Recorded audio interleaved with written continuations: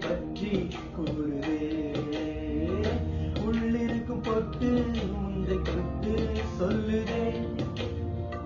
என்னுடைய பார்வை கழுகு பார்வை தெரிஞ்சுக்கோ. எனக்கு இருக்கும் சக்தி சக்தி புரிஞ்சுக்கோ. கால் கொலுசுதான்